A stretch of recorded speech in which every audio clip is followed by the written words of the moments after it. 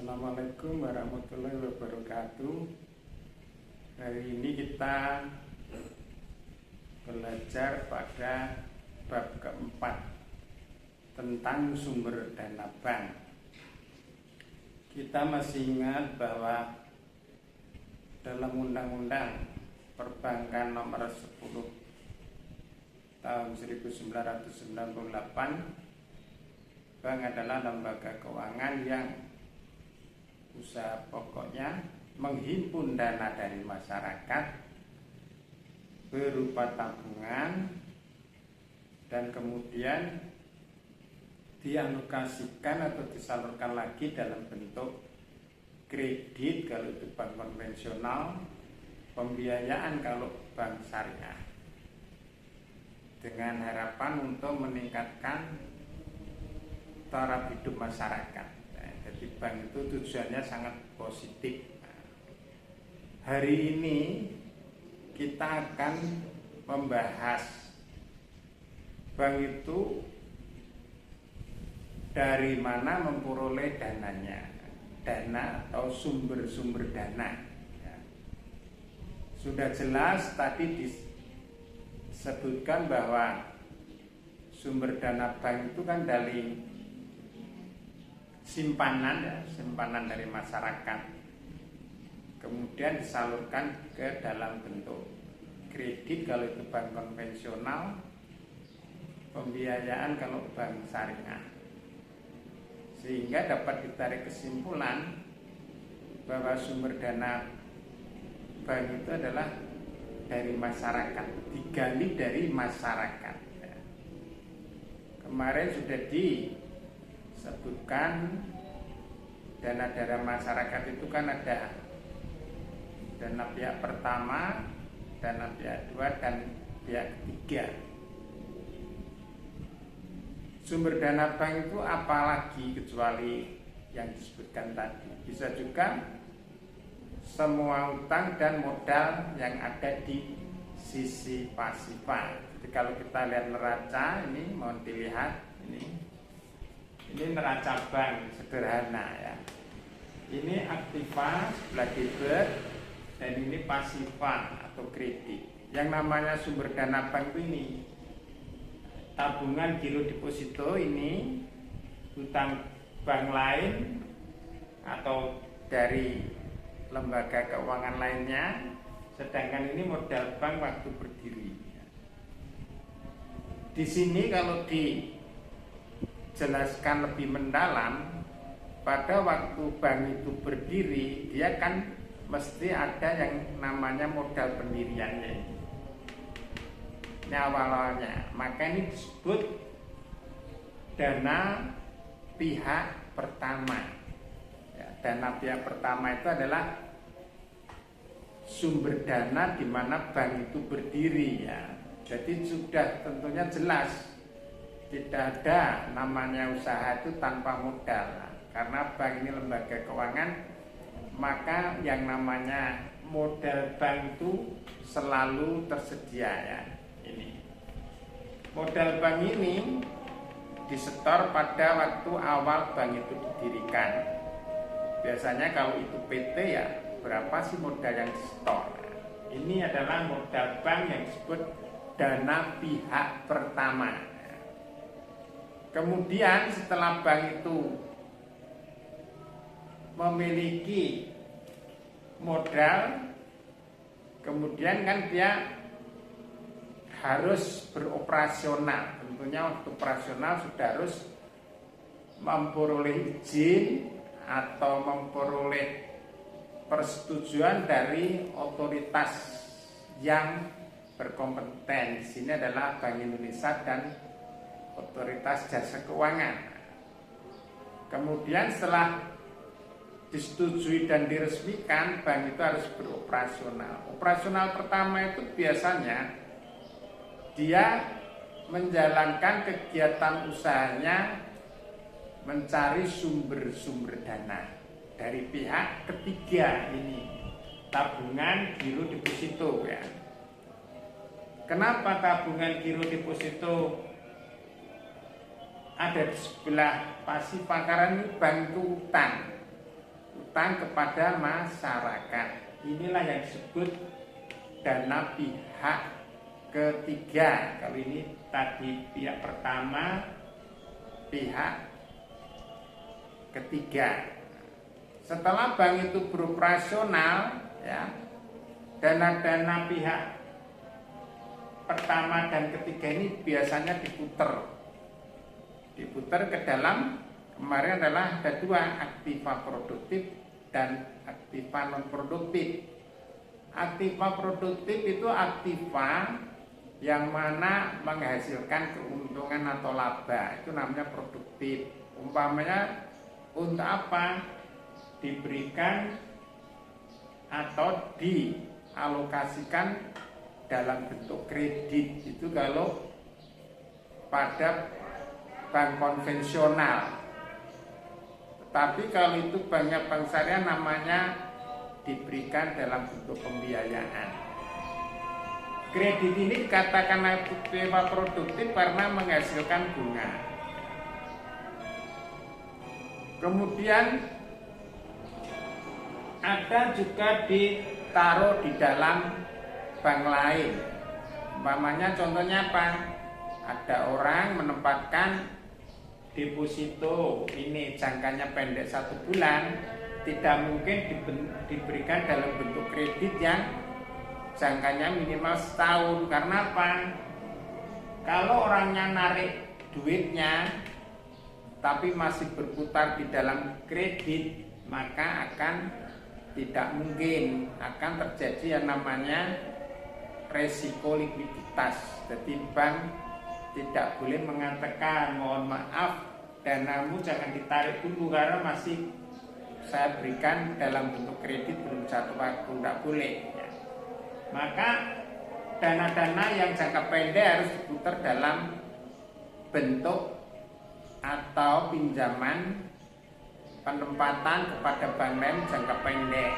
Umpamanya diberikan kepada atau dipinjamkan kepada bank lain dalam bentuk time deposit on call atau time deposit open account TDOA ya. Sehingga pada waktunya bisa ditarik jangka pendek. Semua ada di sini. Kemudian ada pula dana-dana bank yang sifatnya ditempatkan tetapi tidak produktif atau non produktif ya. Dana-dana itu ditempatkan satu untuk uang kas. Uang kas itu untuk berjaga-jaga menyiapkan kalau sewaktu-waktu ada nasabah yang mengambil uang tunai itu sudah tersedia di uang kas ya. Kemudian uang kas itu bentuknya fisik, disimpan di cabang-cabang di bank-bank untuk melayani nasabah yang mau menarik dananya. Dan ini sifatnya tidak menghasilkan bunga karena disimpan di brankas maupun counter-counter teller itu. Nah, artinya apa? Artinya dana itu tidak menghasilkan, tidak dapat bunga ya.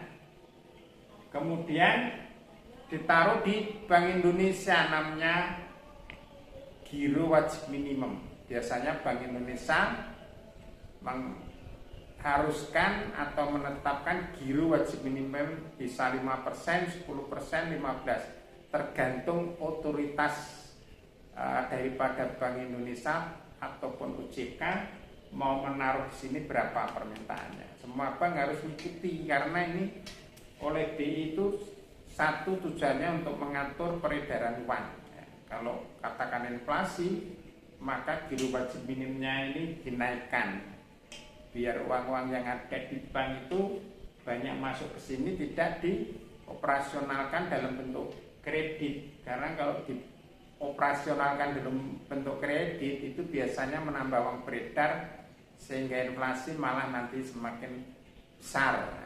Tetapi kalau dimasukkan di sini, maka dana-dana itu tidak diputar ke kredit, uang beredar bisa ditekan, inflasi juga bisa menurun. Ya.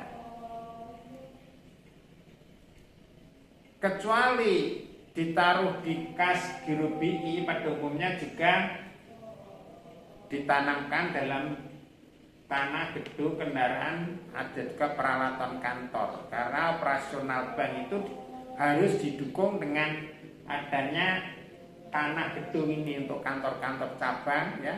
Kemudian untuk kendaraan operasional, komputer untuk sarana dan prasarana jalannya perkantoran. Tanpa didukung itu maka tidak akan berjalan. Nah, ini kendaraan, tanah, gedung, ada komputer juga kalau ada, itu dia tidak menghasilkan apa-apa.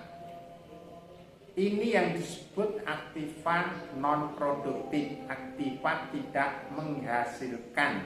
Nah, jadi itu ya.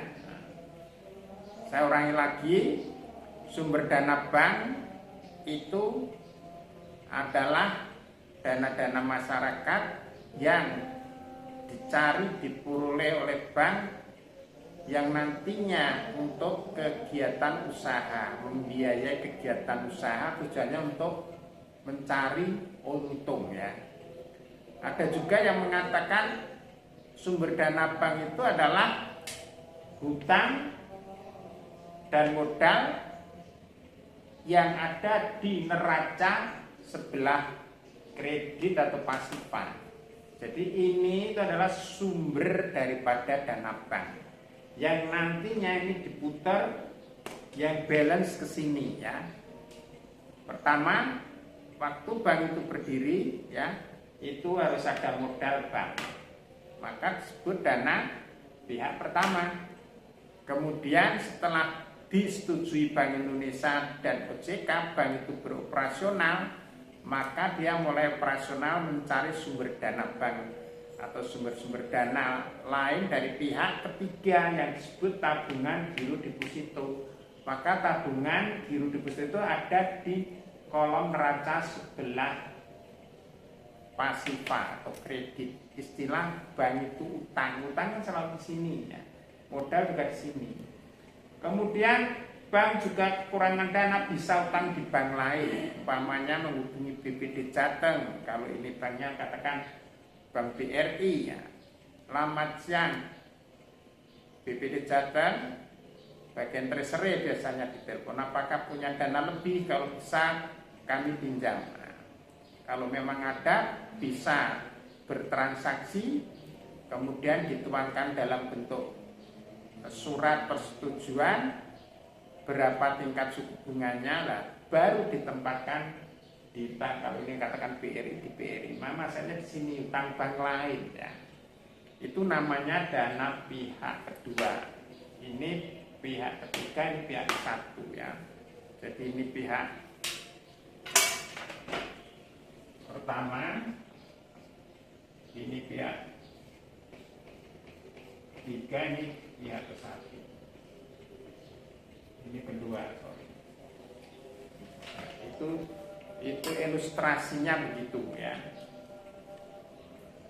Saya ingatkan lagi, karena ini sumber dana bank, sifatnya itu harus dijalankan atau diputar untuk menghasilkan dan tidak menghasilkan. Yang menghasilkan disebut aktiva produktif. Aktiva produktif adalah aktiva yang mana itu menghasilkan hasil kalau bank mendapatkan laba atau untung. Biasanya kalau di bank itu fokusnya yang paling besar di sektor kredit yang diberikan ke nasabah.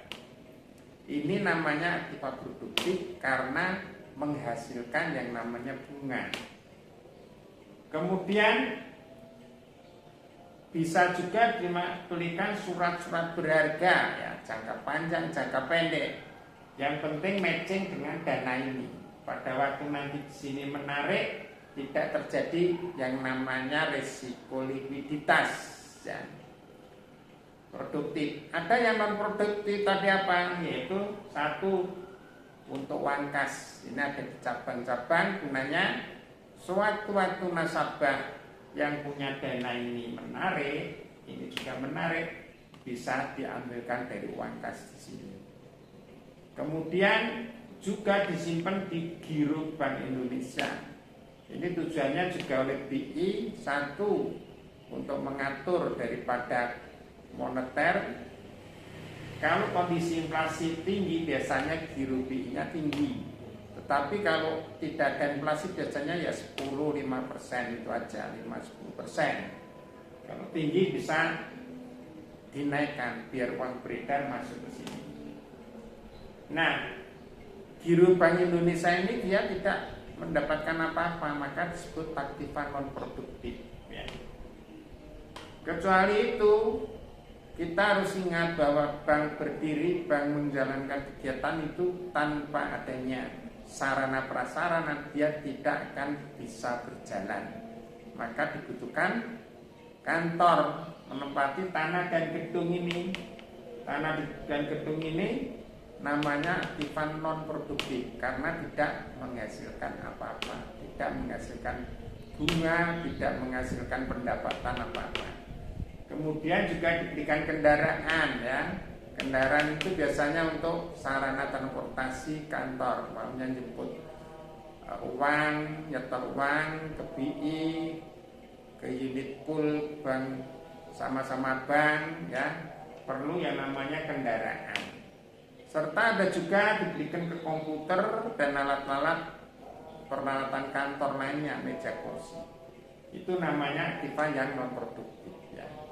Jadi itu penjabarannya sumber dana bank ya. Nanti dibaca-baca PPT yang saya serahkan, saya kirim. Semoga teman-teman jelas dengan sedikit ilustrasi ini ya. Dan apabila nanti kurang jelas, kita bisa berdiskusi pada waktu kesempatan kita bisa online langsung setelah bulan puasa. Kiranya demikian. Terima kasih. Mohon maaf lahir batin. Selamat berpuasa. Semoga sukses. Assalamualaikum warahmatullahi wabarakatuh.